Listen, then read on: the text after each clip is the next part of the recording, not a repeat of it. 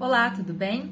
Hoje nós vamos fazer a continuação do comentário desse livro, Ensinando o Trivium, sobre educação doméstica, homeschooling, como tem sido divulgado. Bom, hoje nós vamos falar aqui do capítulo 2. O capítulo 2 ele começa com essa imagem de uma mãe com o filho à mesa, lendo a palavra, e tem um cachorrinho aqui na minha opinião, justamente para dar essa impressão de família, de dia a dia, de que a educação não é algo tão formal como a gente pensa, mas que ela acontece no decorrer da própria vida, dessa criança. E o capítulo 2 tem uma proposta, assim, bem interessante. Ele começa com uma pergunta muito séria, dizendo assim: quem deve controlar a educação? Os pais ou o Estado? E aí a gente precisa refazer essa pergunta pra gente, E eu gostaria de refazer essa pergunta para você que tá aí me acompanhando. De quem que você acha que é a responsabilidade da educação? Do Estado, como nós temos sempre vivido e acostumado, para nós sempre foi uma regra? Ou será que pode ser dos pais? Essa é a pergunta. E aí, a primeira coisa que os autores colocam é uma lista de 6 situações, de 6 motivos que fizeram com que nós, pais, mandássemos sempre os nossos filhos para a escola. Ele coloca por que os cristãos enviam os seus filhos para a escola. Por que ninguém nunca repensou sobre isso? Por que ninguém nunca questionou? Apesar de que existem pessoas que questionam, que repensam, que é o caso dos autores, que é o caso de várias famílias que lutam pelo direito de fazer educação doméstica, mas a grande maioria cristã, a grande maioria, não questiona, ela simplesmente manda o filho para a escola. E aí os autores eles colocam aqui 6 motivos. Primeiro, o custo, tempo, pressão social, normas culturais, programas escolares, credenciais. O que ele quer dizer com isso? Embora ele não se proponha a debater esses temas, e o autor diz assim: olha, nós fomos questionados sobre todos esses tópicos, nós passamos por todos eles. E, resumidamente, o que o autor quer dizer é que nenhum desses tópicos, nenhum desses motivos justifica os pais cristãos mandarem os seus filhos para a escola. Então, um exemplo, o tempo. O tempo acho que é o principal, e a gente vê, na verdade, muitos pais que querem mandar os seus filhos para a escola, tipo assim, o quanto antes, vai, porque eles querem tempo sem essas crianças em casa, eles querem tempo para trabalhar mais, querem tempo para fazer as suas coisas, e a gente sabe que uma criança demanda tempo. Então, assim, o tempo eu acho que é um dos fatores que mais influenciam esses pais a mandarem os seus filhos para a escola. Ainda mais hoje em dia que as escolas são praticamente integrais, A gente vê muito comentário que as escolas são integrais, e se você não tem opção de deixar só um período, você tem que deixar a criança em período integral, porque caso contrário você perde a sua vaga. E aí, assim, abrindo um parêntese, mais na frente vai falar sobre isso, mas é inevitável não pensar: por quê? Será que o interesse do governo é só esse, de cuidar dos nossos filhos para que nós possamos trabalhar mais e produzir mais e ter mais dinheiro para consumir mais e virar essa bola de neve? Será que é só esse o objetivo do governo, de fazer escolas integrais?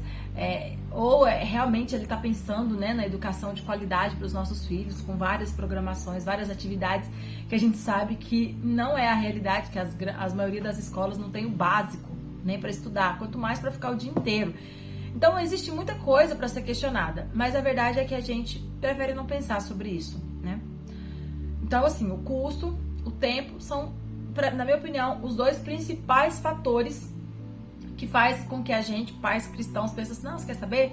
Manda esse menino pra escola. Tá na hora, tá na idade, vai, meu filho, vai estudar, E aí a gente fica meio com aquele desencargo de consciência, de pensar que tá fazendo certo, que tá fazendo o melhor pelos nossos filhos. Bom, não sei, Terceiro, pressão social. Essa pressão social É tipo assim, eu tô pensando em fazer educação doméstica com a minha filha. Aí vem alguém e fala, mas você não pode fazer isso. Ela precisa socializar. Você precisa entender que você nunca vai ter todos os recursos necessários. E aí essa pressão começa a colocar você em dúvida sobre, será que isso realmente é o melhor para minha filha? Será que eu tô fazendo a coisa certa? Então essa pressão social faz com que a maioria dos pais que comece a pensar no assunto desista. E fala, é verdade. Por exemplo, eu pensava, bem no comecinho eu tava assim, quase decidida a fazer educação doméstica. Aí, com o passar do tempo, as pessoas vão comentando, questionando, e aí você já vai começando a ter dúvidas em relação a isso. Isso é a pressão social. Normas culturais, também tá muito ligado, né? Mas é assim, né? Tem que ser assim, toda criança é assim. Programas escolares, esses programas escolares, eu acho que é a questão da agenda, né? As escolas, elas têm uma certa agenda, um pouco mais definida, datas, festas, eventos, tudo isso interfere. E as credenciais são os títulos, né? Meu filho tá na 2ª série, na 3ª série, meu filho tá no 9º ano, meu filho fez ensino primário, fez ensino médio, fundamental. Então, meu filho estudou na escola tal, meu filho estudou na escola fulana de tal, né? As famosas. Então, essas credenciais faz com que muitos pais desejem obtê-las, então eles enviam seus filhos para a escola. Bom, para o autor, tudo isso são desculpas para nós não assumirmos a responsabilidade que a Bíblia nos dá. Então ele é bem objetivo em relação a isso, não deixa dúvidas, que tudo isso, qualquer motivo que você citar, vai ser uma desculpa. Essa é a opinião do autor. E por se considerar uma desculpa, o autor ele não gasta muito tempo falando sobre essas desculpas, não. Ele fala assim, olha, é desculpa, ponto final. E eu só quero tratar aqui por que a educação não é uma opção para o cristão.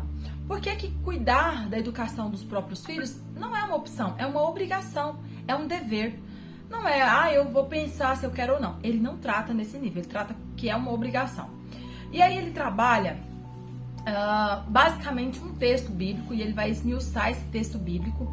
E ele cita em 2 momentos. Ele cita quando Jesus fala do Shema, que é aquela passagem de Marcos, capítulo 12, versículo 29 a 3, quando Jesus é questionado, né, sobre o que fazer para herdar o reino dos céus, o que fazer, né, para acertar. E Jesus fala assim, olha, guarda, né, o primeiro e maior mandamento. Então o autor do livro ele vai trabalhar por que primeiro e por que maior. E aí ele vai dizer, né, que primeiro porque ele vem no nível de importância, por isso é o primeiro. E maior porque ele não é pequeno, ele é grande. Então ele fala que quando o texto fala amarás o Senhor teu Deus, ele está evocando toda a continuidade do texto. É o que eles chamam de Shema, que é o ouve, né? O Shema é ouve, ó Israel, o Senhor teu Deus é o único Senhor. Então, essa expressão do Shema, do ouve Israel, o Senhor teu Deus é o único Deus, ela é uma expressão que, embora curta, ela evoca todo o texto. Então, é isso que ele quer dizer, que na visão de Jesus, a coisa mais importante, né? Quando Jesus foi perguntado sobre o que é mais importante, ele deu como exemplo o Shema. Então, ele trabalha o Shema. E o que é o Shema? Tá estritamente ligado com a educação. Então ele está dizendo, olha, o próprio Jesus, ele deixou claro que a educação doméstica é a coisa mais importante da família. Sim, o autor ele fala nesse nível, ele coloca nesse grau de importância. E embora você às vezes esteja ouvindo e pense assim, ele exagerou agora. Na verdade, quando a gente entra para o texto, a gente percebe que não é um exagero, é porque a gente não para analisar a estrutura do texto.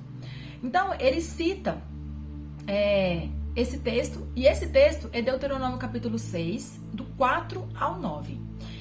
Então, ele divide em várias microversos para mostrar por que Jesus quis dizer que a coisa mais importante é a educação doméstica, porque está tudo ligado. E para resumir, como a proposta desses vídeos é resumir o livro, eu vou resumir em 4 fases. O livro também faz isso, mas ele faz isso de uma maneira bem mais detalhada. Mas eu vou resumir em 4 fases, para ficar bem simples e objetivo. Todo Deuteronômio, capítulo 6, do 4 ao 9, depois você pega sua Bíblia, dá uma lida, destrincha ele, mas ele resume tudo isso em, primeiro, então assim, para vocês entenderem qual é o objetivo do autor, mostrar que a educação doméstica é e sempre foi, como que eu posso dizer, uma prioridade de Deus. Ensinar os nossos filhos sempre foi uma prioridade. E aí talvez, mais uma vez, você pode pensar, mas ensinar em casa, o que se ensina em casa, o que se ensina na escola é na escola. Não, ensinar é ensinar. Tudo que é ensinado para o seu filho deve ser de responsabilidade sua. Você não deve deixar ninguém ensinar nada a seu filho a não ser você. É isso que o autor trata. Então, o primeiro ponto é confessar o Senhor, que é o trecho, né? Segundo, amá-lo. O terceiro, memorizar a palavra. E o quarto, ensinar essa palavra aos filhos. E depois desse quarto, volta para o primeiro. Então, depois que você ensina essa palavra aos seus filhos, volta para o primeiro. Filhos que irão confessar o Senhor, filhos que irão amar o Senhor, que irão memorizar a palavra e ensinar aos seus filhos que irão confessar o Senhor, amar a Deus, memorizar a palavra, ensinar aos seus próprios filhos, filhos esses que irão voltar nesse ciclo. Então, essa é a visão do autor da proposta de Deus para o seu povo. Esse ciclo que é Deuteronômio 6, de 4 a 9.